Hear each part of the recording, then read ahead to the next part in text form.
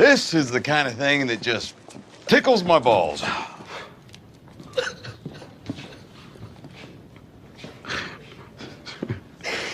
Really?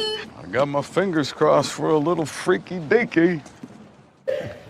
You people seriously don't have a sense of humor.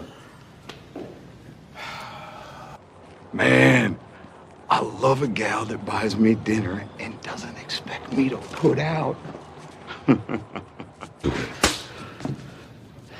I am about 50% more into you now. Just saying.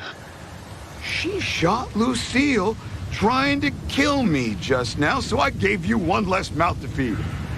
And by looking at her, that mouth did some major damage. Not today, not tomorrow. I will cut pieces off hell's his name? Oh.